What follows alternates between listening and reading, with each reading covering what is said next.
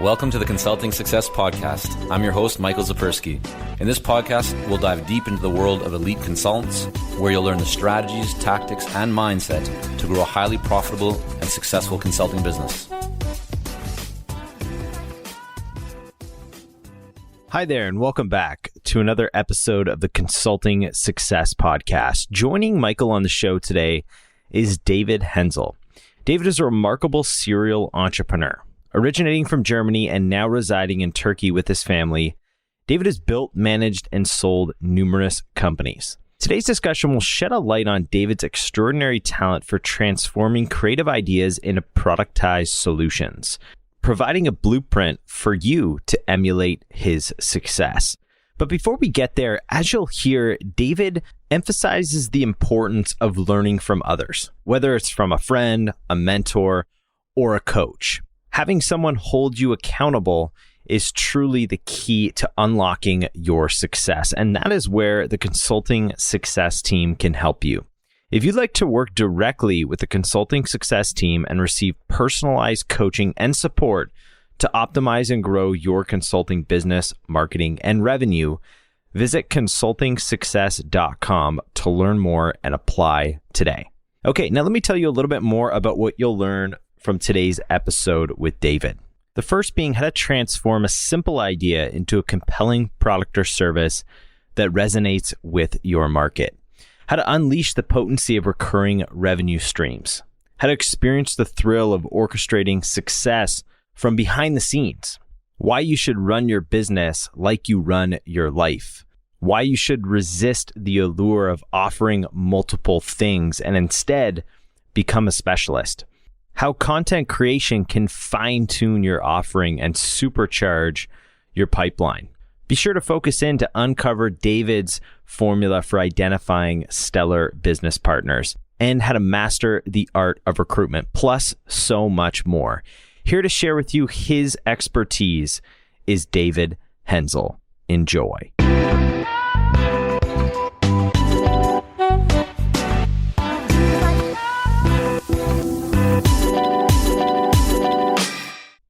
I am excited and been looking forward to speaking with you. David, welcome. Thank you very much for having me. Yeah. So David, you are a serial entrepreneur. You've built, you've sold, you still run multiple businesses. You're originally from Germany. You spent time living in the US. You now reside in Turkey with your family. And where I thought we would start our conversation today is really around how you've been able to take so many ideas, and many of us have ideas, but you've actually been able to take these ideas and turn them into productized offerings or into systems or into businesses. I'd love to hear how you go about doing that. And I thought that maybe we could take one of your companies, one of your businesses as a bit of an example. And we can change the example if you want, but the one that I was initially kind of thinking about here was LTV Plus, because that provides customer service support for e-commerce companies. And a consultant might look at that. Our audience and those that are joining in right now, many are consultants, either solo or they're firm owners, or they're thinking about getting into the world of consulting. A typical consultant might kind of look at that and think, okay, yeah, e-commerce companies need better service and support. I can provide them a plan on how to do that. I can create some strategic recommendations for them to do that, and then kind of providing that service. But you decide to actually build a solution for that problem. And I'm wondering why. Why do you do that as opposed to creating a service-based company or just providing strategy or recommendations? Just walk us through kind of maybe that as an example, how you thought about that opportunity and then why you built a business around it. With LTV Plus, the original reason why I built it, because in my last business, Max CDN, we outsourced our support because we couldn't find people in Los Angeles that are willing to work nights. And everybody we found, they were just like overpriced and horrible.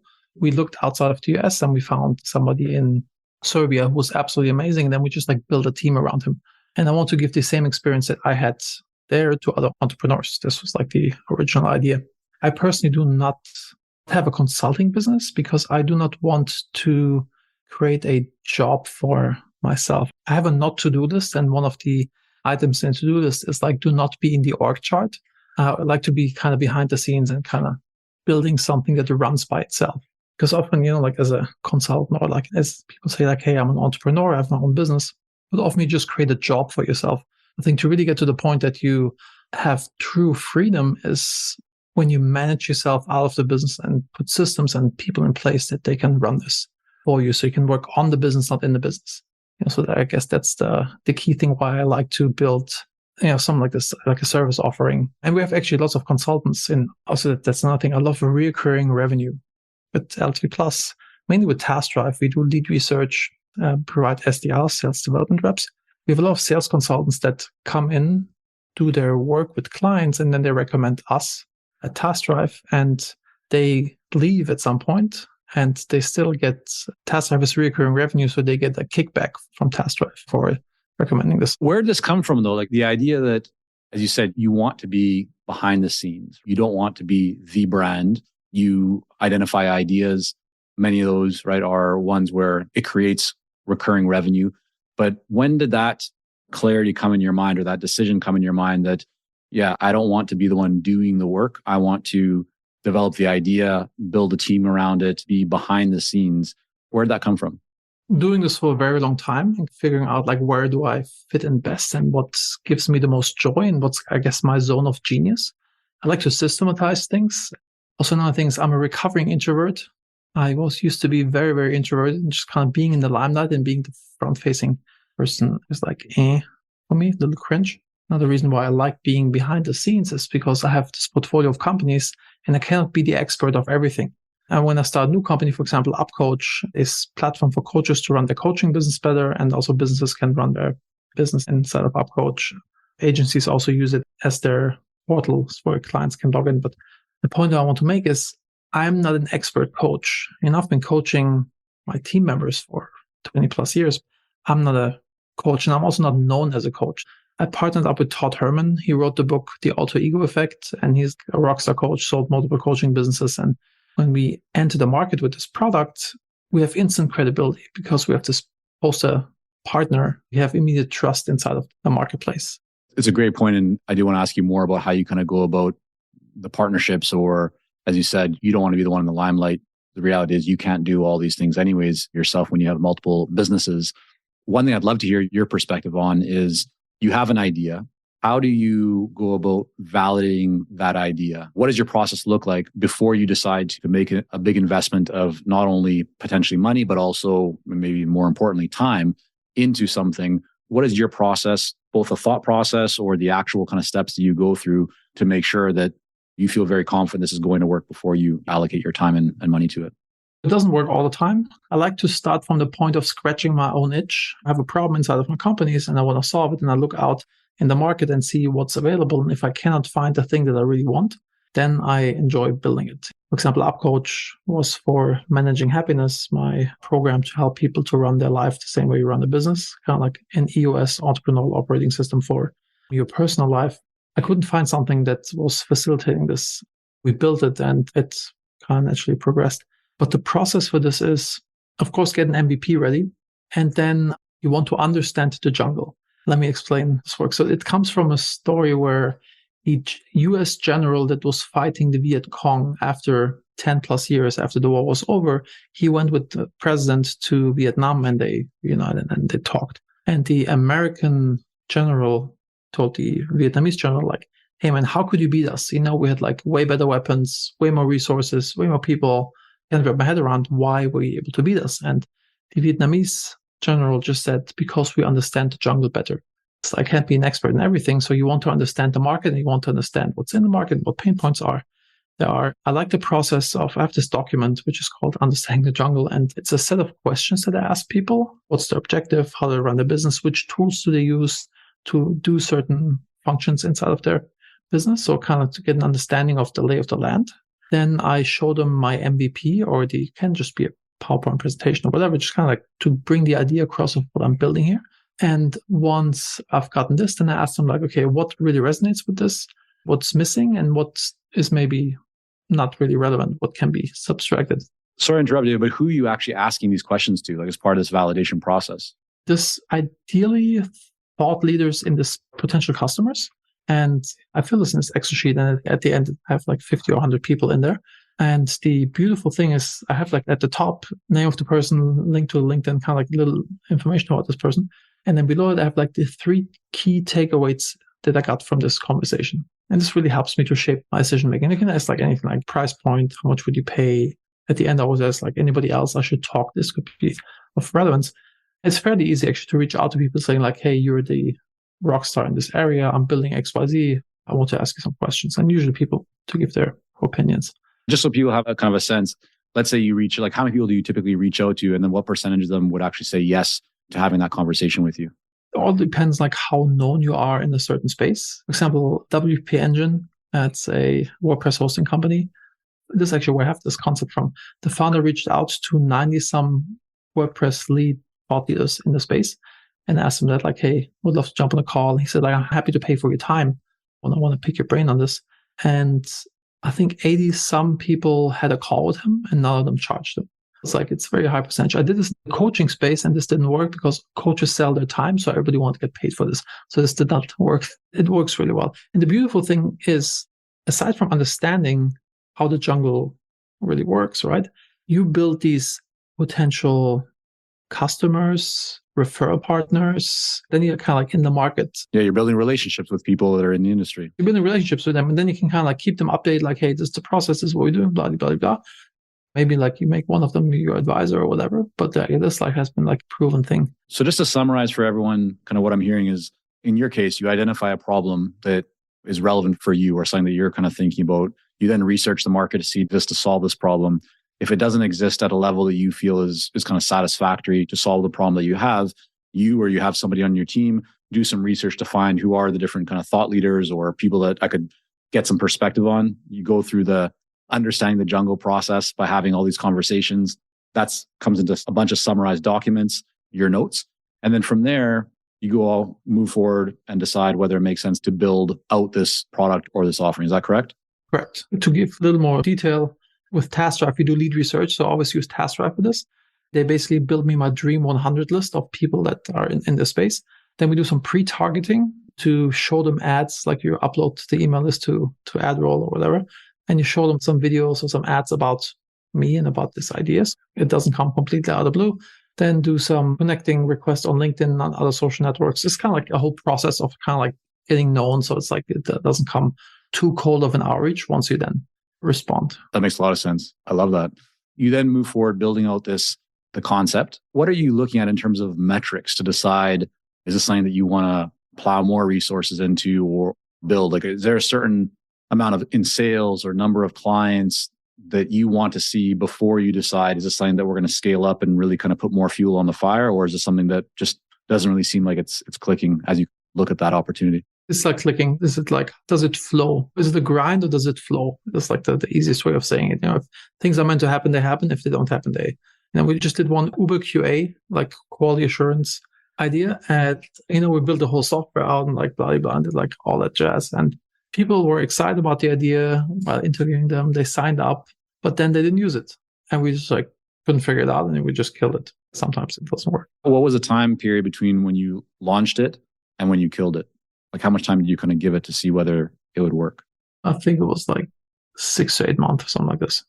In a situation like that, how do you, in your mind, decide, or how do you think through the idea of, well, maybe we just need to work harder at it or try a different approach or tweak things? Like, and I'm really wondering from the perspective of, some people say you need to know when to quit, or you need to know when you're spending too much time on something that isn't working as well, so you can allocate your time to something that would work better. And as you said, kind of in flow or more natural.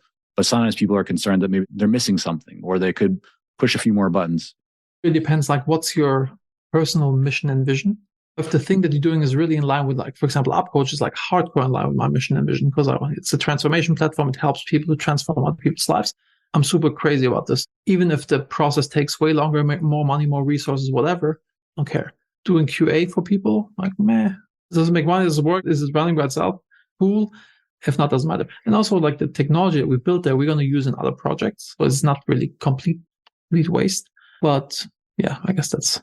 Does that come from your experience? Like, I mean, is that how you viewed things even in the early days when you tested an initial idea? Or is that just the result of building multiple things, seeing that some things won't work, others will? Like, how did you kind of arrive at that belief or an operating system for making those decisions? Over the years, gut feeling, that type of thing, can't really give a good systemization answer to that. What's one of the big or biggest mistakes that you see people making when they have an idea, kind of between having the idea and actually successfully getting off the ground? What are some of the big ones that are out there?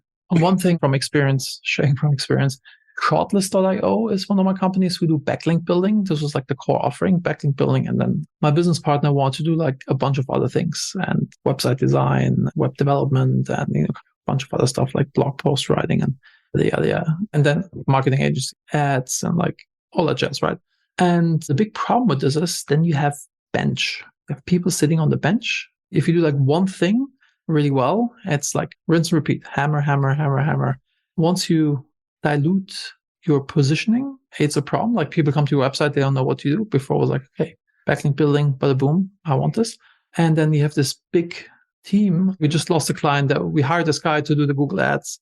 And now we lost this big client. And now this guy's just like chilling there, eating a few $1,000s. This was like a big problem, not kind of sticking to like the core thing and knowing like when to branch out into other areas. I think this was like the big learning. And what you're speaking to there that is so important in the world of consulting is specialization and focus. Makes it so much easier. For many, it's counterintuitive, right? They feel like they're giving up opportunities by narrowing in. Positioning is one of the toughest things for an entrepreneur to do because it feels like you're leaving all this opportunity on the table. But what you're not seeing is like there's like so much noise and you want to stand out. If I'd have a heart problem, I'd like a doctor that's specializing in 46-year-old white dudes who are in good shape. From Germany, living in Turkey. Yeah, that's like the ideal person. I'm a doctor. No, screw you. I don't want you. And also like in so much noise in the marketplace, it's way easier to just like stand out. Also like kind of like defining what's your real ICP, your ideal customer profile, what's your avatar, who you're building this for to kind of really build the best possible product for this one avatar. There's so many solutions out there. You want to be like, I guess focus is like the big thing. Well, yeah. And more than, as you said, more than ever before, people have choices. There's options. And now not only do you have multiple people in probably your own area that are doing something similar, you have people all around the world that are accessible to those that you want to serve. It becomes even more important to specialize. You have all these different companies, brands, businesses that you've developed or you've been a part of, and the portfolio. One of the biggest challenges that people have is around marketing, how to go to market effectively, how to generate leads, how to fill the pipeline in the world of consulting, right? It's about creating conversations. I'm wondering for you specifically, David, when you think about launching a new business, but even so with your existing businesses, is there a marketing playbook? Is there something that you find you just do consistently as a way to get initial traction and to build up? And what does that look like? Yes, there definitely is, but different things work for different businesses. We have like SOPs for a bunch of things for SEO work and kind of like all that stuff. But for example, Task Drive, where we do lead research, SEO works really well because people do not know you that well because there's no risk involved. Okay, you go to this company, you go to this website, you ask them to build you a lead list. What's the worst thing that happens? The lead list is garbage and you just like throw it away. You're not going to find to work with a specific person to get a lead list. You want the lead list. You don't want the knowledge of a specific person. Yeah, that's not even the point. The point is that, for example, with LTV Plus, if you engage with LTV Plus, we will talk to your customers. We'll do the customer support for your customers, right? It's like way more trust is needed in this environment, right? So for LTV Plus, partnerships is like the name of the game for us. It works like a charm. And for LTV Plus, it's partnerships. And for Task Drive, it's SEO.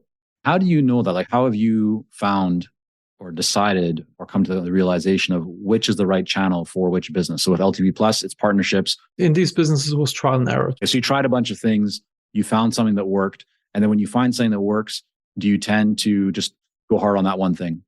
A friend of mine was growing a very large business in the US. He's still doing it. He was in a Shopify marketplace and having an application there. It was really crushing it, like $1 billion valuation thing. And I asked him like, hey man, why do you stay in the Shopify ecosystem? Like, why don't you branch out, and blah, blah, blah. And he said, I was like, why don't you internationalize and blah, blah. And he's like, dude, I'm still growing over 100% year over year. I'll just like stick to this thing. It's again, like positioning. It makes it so much easier to just like go hard in this one realm. When you hear people who say things like, I'm trying to work on content and I'm doing social media, I'm trying to do some ads, and they're doing a lot of different things, yet their business is still, sub $1 million or a couple $1 million or whatever it might be. How do you view that? How do you think about that? Do you think that they're just too scattered, or what's your take on that? Sure, especially when you're small. Like I can do like SEO and this and that because I just like hire a bunch of people who like their sole job is to focus on this. But if I'd be like just be me, I'd just probably do outbound stuff or see kind of what can I systematize and have like somebody like a VA or like a sales development rep can do on a regular basis. But yeah, I'd just like stick to one thing that works for me. Oh, it's my natural, what works for me personally. You read like, oh, this like Google ads, whatever, like that's a thing. And you hear all the success stories, but I think it's like what's uniquely fitting to you personally, right? And then kind of like lean into this. That's so important. Like for me, naturally, I'm not the natural social media guy. I just tend to kind of live more in the moment. I'll often think to myself like, oh, I should have recorded a video there afterwards, or I should have taken this picture and done something. But I'm just like in the moment, it's just not me I know that sure, we could be doing more business and there's a lot of benefits probably of doing that and being much more active on social, but it's not my natural how I operate. And so I just try and focus on the things that I tend to do better or that are just more natural to me because number one, I'll probably do better at them. But number two, I'll do them for a longer term, right? Being more consistent. Consistency is everything, by the way, in general. Consistency is everything. I'll come to my question about what do you mean by that? Tell me more about the consistency. What is that? Like, where do you see people going wrong? Let's say, okay, I'll do like YouTube videos. I do like 15 videos, 20 videos. Doesn't really work. Like, oh no, let's just like do Twitter. Like, I'll write on Twitter. If I look at the videos that I recorded like 10 years ago or like 5 years ago, they're like horrible. They're so horrible. But it just got better and better over time. Hey, it's Michael here, and we'll be right back to the podcast. But first, are you ready to grow, scale, and take your consulting business and marketing to the next level? If so, our Clarity Coaching program may be a great fit for you. You'll work with our experienced team to set up a strategic plan for your business and coach you step by step in areas like how to consistently attract more leads, develop a magnetic message that resonates with your ideal clients, strategically package and position your services, earn higher fees, win more proposals, and scale your business. To find out more about Clarity Coaching and apply, go to consultingsuccess.com and click on coaching. Do one thing and get rewarded for two reasons. A, because like the algorithms, Google, if you post like a blog post every other day, Google treats you differently. If you like post 6 times a day on LinkedIn, they will treat you differently. And aside from this, you just get better at your craft. I think that's the thing. And you have to do things a lot to be good enough to stand out. Hey, it's Michael here, and we'll be right back to the podcast. But first, are you ready to grow, scale, and take your consulting business and marketing to the next level? If so, our Clarity Coaching program may be a great fit for you. You'll work with our experienced team to set up a strategic plan for your business and coach you step by step in areas like how to consistently attract more leads, develop a magnetic message that resonates with your ideal clients, strategically package and position your services, earn higher fees, win more proposals, and scale your business. To find out more about Clarity Coaching and apply, go to consultingsuccess.com and click on coaching. What do you say to people who maybe their marketing is not yet kicking in the way they'd like it to? So they're working on trying to build their pipeline. They hear that idea of I need to be consistent, but seeing the results from certain efforts, like let's say recording videos and putting them on YouTube or being active on LinkedIn or writing content for SEO, right, to be ranked high in Google. That can take time to sometimes to see the results of that. This will take time. It's not an overnight get rich quick thing as so many people would like you to believe. What do you say to those people who are attempting this, but they're not getting the results? Like, what's your encouragement or what's your suggestion if somebody's kind of working through this, but they're not getting the results they want as quickly as... Just like go to somebody who's been there and done that, get a proper SOP, get a mentor, get a coach, join mastermind, peer learning, like learn from others. You don't have to like reinvent the wheel. And ideally talk to people who are doing this because so much content on the web is written by writers that have no real like hand-to-hand combat experience on these things. Especially in marketing, people don't really share on the web the stuff that really works. Like the stuff that currently really works is like shared in like masterminds because marketers ruin everything. And, so you want to like make sure you can capitalize on this current thing before it doesn't work anymore. I think this is so relevant now, especially to the world of AI. I'm wondering what's your take on, AI and the impact on content, especially for consultants and those who are selling their expertise. There's a lot of kind of lure or allure of using AI to just push a couple of buttons and get an article and put that online. What's your take? What are your thoughts when it comes to AI and kind of the business of expertise? That's 2 podcasts in itself. I want the best answer right now, David. It has to be incomprehensive too. AI will not replace you. Somebody using AI will replace you. So I think like everybody who's doing, actually, I would like thinking about like building a tool, if it already spec'd, that I can see who's using inside of my company, who's using which prompts and how often. Because if you're not using AI while doing the work for me, you're wasting my time. It's such an amazing tool. It's like almost like, it's the power drill for a knowledge worker. I don't want you to use a screwdriver in your hand. I want you to use the latest stuff that's out there. What would be an example of that? So when you talk about like your team, how would you want them to be using AI? Give me maybe a couple of specific examples of what that might look like. Writing an article, doing your research, write an article, like, or whatever, get the outline done. There's like a really cool tool by a friend of mine that's built called AI PRM. It's a Chrome plugin that basically lives inside of your ChatGPT. And you have like all these pre-written prompts that you can use. And it's really phenomenal if you know how to use these things properly. A lot of people just write something in like one sentence into GPT and then they expect like a good result. And it's already not bad, but once you really learn how to drill into it and it kind of like set up that it's like a question answer thing that it asks like 10 questions before it like kind of spits something out. It's pretty phenomenal, actually. You said that AI won't replace you, but people using AI, just explain that in a little bit more detail. Let's say you are a farmer and right now you've been farming with a rake in your hand. Then like all of a sudden somebody invents like a giant tractor that kind of like does this fully automated. He'll freaking replace you. There's still the guy sitting in there driving it, or like there's a guy owning this. So it's the person using the tools, using the AI that will replace you, but not just the AI by itself. The robots aren't taking over yet, but it's somebody. In certain businesses, I think that this also like can be problematic. It's going to take a while. Like for example, the self-driving car was kind of like almost all the way there, but the last 2% are so hard to crack that's going to take a while until it's going to be there. AI will like support you massively in all the things that you're doing and would probably like kill a lot of jobs, but they're still going to be somewhere. So much of your business kind of life or your portfolio, that what you have set up and the companies that you manage are driven by partners. As you said, like you're not the captain behind the wheel steering the ship. You've worked or you've put people into those positions. Partnerships is so key for you. I'm wondering, what have you found are the key attributes or characteristics that you want the partners to have? Like, how do you view finding partners? Like, what are the things to look out for? What are the things that are really important for you to see there in order to feel confident to move forward with a partner? The most important thing is how you do one thing is how you do everything. Tell me more. For example, if you're sloppy in this area of your life, you're going to be sloppy over there. If you're a dick to the waiter, you're also going to be unpleasant with the employees. I had like one business partner who decided it's a good idea to have a relationship with his wife's best friend. And they had like this crazy divorce battle and ended up embezzling money from the company. And it was just like crazy. A mess. Crazy mess. We got him out. We bought him out of the company. Then we were looking for a CTO for this same company later on. And the guy was like perfect. Really, absolutely perfect. From knowledge, from everything. Like also cool dude. We got along with him really well.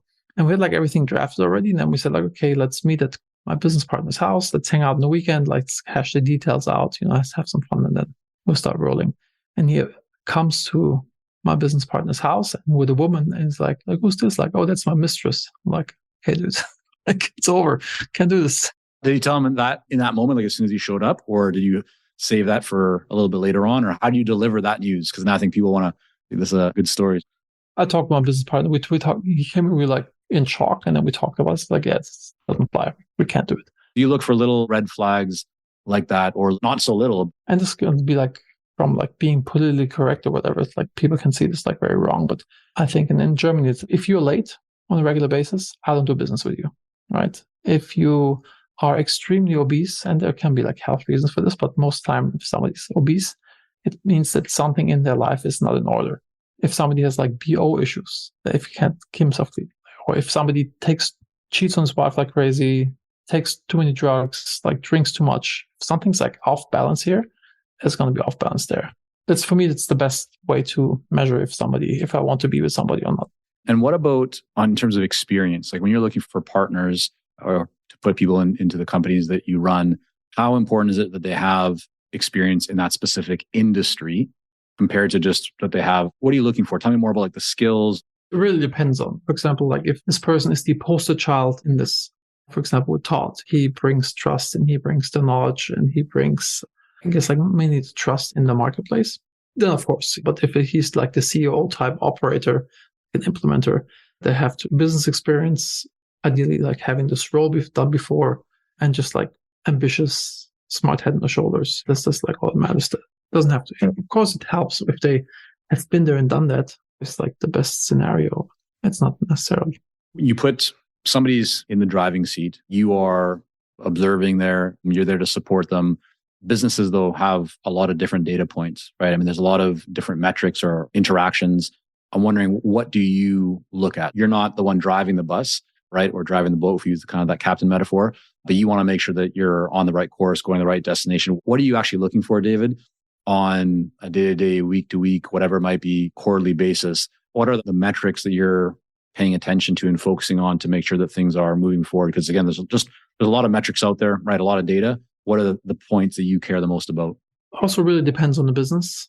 For example, like there's like activity metrics and result metrics, I guess, or like leading and lagging indicators, revenue, new revenue, churn, kind of like all these things will, I guess, like that's probably pipeline, MRR, churn, and then activity metrics that kind of lead up to these things. How many outbound emails are we sending, or like whatever is like is the right metric to measure.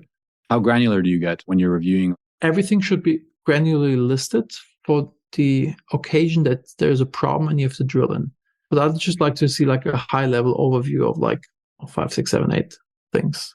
And how often are you reviewing that data? So I just switched my MO. So we switched to monthly sprints in the businesses. So it's like kind of a mix of EOS, the entrepreneur operating system, with these level 10 meetings, mixed with the 12-week year type of thing. So the idea is that they build like 90-day or 12-week plan, and then they have these month-long sprints. And I join once a month. I join each company, the leadership team, to see what's going on. And they present like how they did the last month and what they plan on doing the next month. That's kind of the cadence there. That makes sense. You have a lot of experience in building teams and building companies with teams, not just you or not just one person typically. I just had a conversation before our call right now with a bunch of consultants. And one of the things that a few people brought up was the fear, hesitation around hiring, building the team, where especially in times where maybe revenue isn't coming in as quickly as they would like, or things are a little bit slower than they would like, they are spending time doing things that aren't really helping to build a business. So it might be just doing things at their house, or they're trying to do more invoicing or bookkeeping or research or whatever it might be. So they know it's not high level value producing work, but they're hesitant to hire somebody or bring somebody on to take that over because they see that as money coming out of their pocket right now. How do you counsel somebody in that position? What's your mindset around hiring, even when the resources may not be as abundant as people would like? But book of a friend of mine called Buy Back Your Time by Dan Martell. And he has this exercise in there where you label right on 15-minute increments your day, what you're doing, right? The task. And then behind this task, you write like from $1 sign to $4 sign, like how valuable is this task? And you write, and then you mark it with the marker. Is it like green? Does it give this task, is giving you energy, or does it drain you? And after you've done this thing for a week or two, you really know like the things that like definitely like whatever the $10 an hour things, you should just like definitely outsource and have somebody else do it. So you can focus on things that actually bring in more value to the business. I think that's kind of always the way I'm looking at it now. I always do my best to manage myself out of the day-to-day as fast as possible, starting with the tasks that I do not like and that drain me. Because operate my zone of genius. You're a systems guy. You love systems. When you identify something that you want to get off of your plate and delegate to somebody else or bring on another team member, do you have, and I imagine that you do, but I mean, it's like a specific process for doing it? Is it as simple as, let's say, recording a bunch of Loom videos, turn that into an SOP, hiring somebody, passing it over to them? Or is there something else, maybe a little bit more nuanced, that you do that you find is really helpful in getting something that you're currently doing off of your plate and over to somebody else? Definitely SOP, and also defining, like making this person understand like why we're doing this, what does success look like, and what does failure look like. Do you define that for them, or do you ask them questions of like, what would failure look like for you here? Usually I define this for them. And also another things like the good, better, best. If you good is like I would expect, this is better, is best, give them some stretch goals into the doing so. But the main thing is like, don't tell people like how to do this, kind of like really tell them like why you want them to do this and the reasoning behind it so they can put in their own. Another thing with delegation, I want people to fully own things. They don't come to daddy to like, hey, please fix this, so they use their full capacity. Like it's really on them. I want them to understand like, this is your thing now. You got to own this, right? And the big aha moment for me was when I sold my last business and the CEO, initially I wanted to leave, but then I saw they just bought 3 businesses and they didn't have like good marketing leadership. So I stayed, became the CMO and kind of like put together the brand. And in this process of putting together the brand, I pulled the CEO into meetings to kind of show him the progress. And first meeting, he sits through it, looks at it, it's like the end, like doesn't say a word at the end. It's like, it's good. And then leaves. I'm like, okay. And then next meeting, same. And the third meeting, the same. I'm like, I pulled him to the side and said like, dude, like, am I screwing up? Or like, don't you care? Or like, what's going on? What are you doing here? And he said like, no, as CEO, I have to do only 3 things. I have to preach the mission and the vision of the company like a parrot to the outside world and to the inside world, like to the market and to like, the team, basically. I have to make sure money's coming in, like at a fundraising or like making sure the money machine is working. And I have to hire smart people that are smarter than me in certain areas and leave them alone and give them like, just like manage them by KPIs or whatever, but I kind of give them the like, hey, this is your thing. And then this is like proper delegation. Otherwise, before I always parachute in, stirred everything up and then kind of left. And it was like, it just often did way more damage than good. I think what you're sharing, it's so important, right? Like I love how you're just kind of communicating or defining this in terms of you're setting very clear expectations. You're letting them know kind of here's what failure looks like. Here's what success looks like. You're letting them know that they now own it, right? They need to do their best work and you define what that looks like. And then that kind of good, better, best type of scenario. So almost showing them, like challenging them by saying, here's what the ideal would look like. You're not telling them that's what they have to do, but you're painting it there for them and then just give. In this regard, I talk this through with them because I don't want to like put something on that they think is unrealistic. Another thing is like when they come to me with a issue, like, hey, something doesn't work or there's something bad or whatever, that something's not good. I always want them to come to me with like ideally 2 solutions, like, hey, this is a problem and I think we could do this or we could do that. And I think we should do this because of X, Y, Z, because then they really use their full capacity versus like, oh, it doesn't work. You fix it. No. Here's a question that I'd like to get your thoughts on, especially when you're working with a smaller team. In some cases, you know what that person needs to do. You know what the best course of action is. But if you just tell them what to do, tell an employee, tell a team member what to do, they're not learning, right? And in some cases, they don't feel like they have the freedom to own that. But if you ask questions, may or may not see that, or maybe they propose something that you don't feel, or maybe even in some cases, won't work. How do you think about that in terms of asking those questions of people, giving them the opportunity to maybe make mistakes versus you just saying, here's what I really believe you should do? No. I absolutely believe that people are allowed to make mistakes because they want to grow into this and it has to click for them so they can actually crush it. My management mentor told me, I used to suck at delegation and management. And then my management mentor told me this thing, you have to wear 4 different hats when you manage somebody. The first hat you wear is the leader. You basically set expectations. This is what I want, right? The second hat is the inspector, because you have to inspect what you expect, because people only respect what you inspect. I'll say it again. Inspect what you expect, because people only respect what you inspect. Right? So first hat is the leader. Second hat is the inspector. The third one is the coach. Based on your findings on what you saw, what you inspected their work, you give them coaching and counseling, like help them to get better. And you basically run through these 3 over and over. And then from time to time, you bring in the judge and deliver rewards or consequences. And this is all different to me. And like the thing where I always screwed up was the inspector. I said like, hey, this is what I want. And then I let them do their work. And like 2 weeks later, I look into this and like, what the heck did you do? Now, like after 10% of the work is done, like I always have them come back to me. Or ideally have like ways that I can like inspect their work while they're working. So I don't have to like, example, let's say you have somebody paint your fence, come and look over his shoulder. You just like walk out, go to the mailbox and walk back and kind of check while you do that. So ideally they have like access to their work, like to a Google spreadsheet or whatever. They can check. What does that look like? I love this, the way you've broken that down. I think a lot of people will find that to be helpful, myself included. Give me a little bit more detail around so that the leader in a role or that hat and initially of setting the expectations. How much detail would you give your experience to somebody in terms of what do you expect? And are they involved in that conversation at all? Or are you just kind of setting the expectation initially? What does that look like? No, I like that people have buy-in. So it's not just coming from on top, like, hey, do this. Like, no, I want, like, there should be conversation on, like, I definitely involve them into what this should look. I have a clear idea and I kind of like guide them to this. But the idea scenario for me is like, if you come to me and I have somehow influenced you, that you tell me exactly the thing that I had in mind and you think it's your idea. I'm like, yeah, beautiful, it's your idea. Just like roll with it. Would you ever say it to somebody, or have you found that you can say, here's what I expect? Like, based on what we're talking about, here's what I expect. Do you say that? Or is it more you're trying to get them to tell you what you expect, but they've kind of arrived at it through that conversation? Through the conversation. So it's not that blunt. If they're like completely like off target, then it's like, no, actually I expect to do blah, blah, blah, blah. In terms of frequency, so once that expectation has been set or agreed to, how often are you finding that you are inspecting? Is that, you said? It depends on the task. Like, I like when, some lead research, like some task, like I like to see like once 10% is done, come back to me and ask, so I can like give you feedback so you're not doing the wrong thing over and over. That's helpful. No, I love that framework there. We'll definitely bring that into that.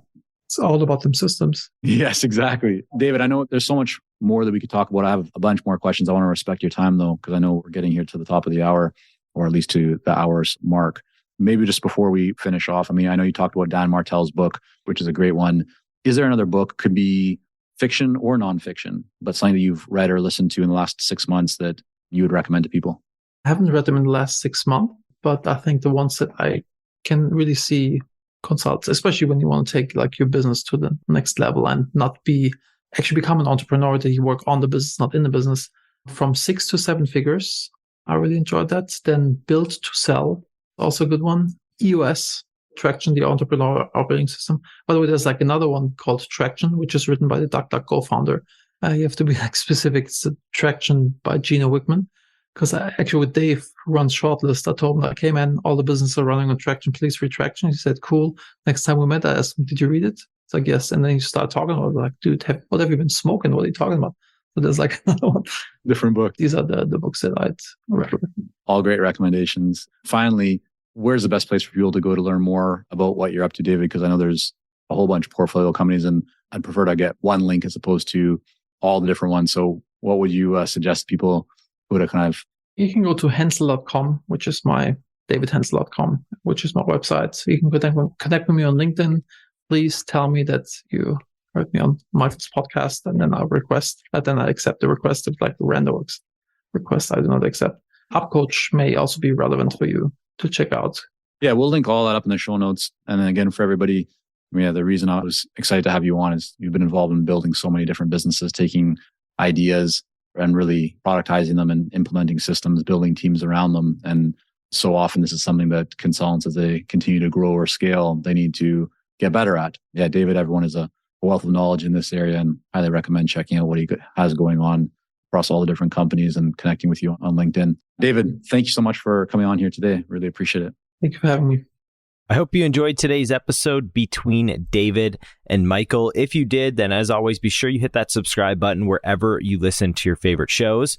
If you want to help support the Consulting Success Podcast, you can do so by either heading over to Apple Podcasts and leaving a rating and review, or sharing this episode out with a friend or colleague who you feel like would truly enjoy listening to today's conversation. Again, if you want to work directly with the Consulting Success team and receive personalized coaching and support to optimize and grow your consulting business, marketing, and revenue, visit consultingsuccess.com. That's the end of the line for us this week. Until next time. Thank you for joining us on this episode of the Consulting Success Podcast. For more episodes and to subscribe, rate, and leave a review, head on over to iTunes. And if you'd like to develop consistent lead flow and a highly profitable consulting business, learn more about our coaching programs at consultingsuccess.com.